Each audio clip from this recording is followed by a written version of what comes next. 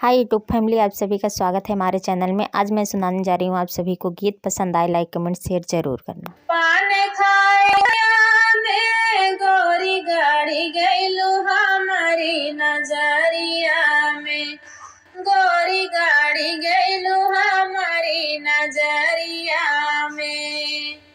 आखिया में काजरा हो नाक में नथुनिया, आखिया में काजरा हो नाक में नथुनिया।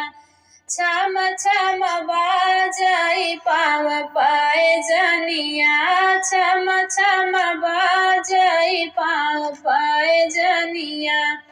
अरे जादू बाटे पतली कमरिया में, गोरी गाड़ी गईलू हमारी नजरिया में, गोरी गाड़ी गईलू हमारी नजरिया में। पान खाई गईलू बजरिया में, गोरी गाड़ी गईलू हमारी नजरिया में, गोरी गाड़ी गईलू हमारी नजरिया में। गोरे गोरे गालवा पे सोहेला गोदानवा, लाल लाल होठवा मारेला जनवा।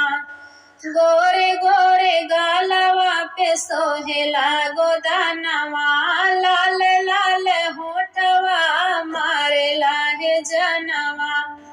अरे घूमे जालू मुंबई सहरिया में, गोरी गाड़ी गईलू हमारी नजरिया में, गोरी गाड़ी गईलू हमारी नजरिया में।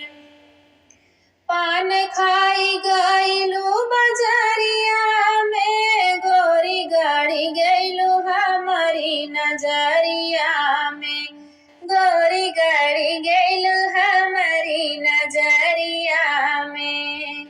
बारी उमरिया में करेलू नखरवा, केसिया लहर जैसे काली नगिनिया।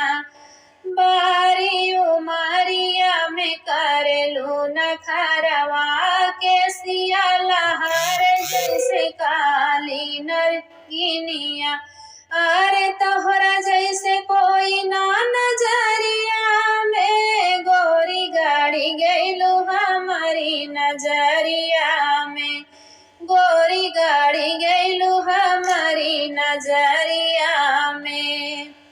पान खाई गईलू बजरिया में, गोरी गाड़ी गईलू हमारी नजरिया में, गोरी गाड़ी गईलू हमारी नजरिया में।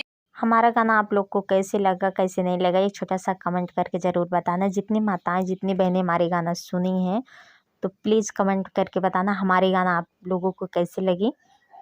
मिलते हैं अगले वीडियो में, तब तक के लिए बाय बाय।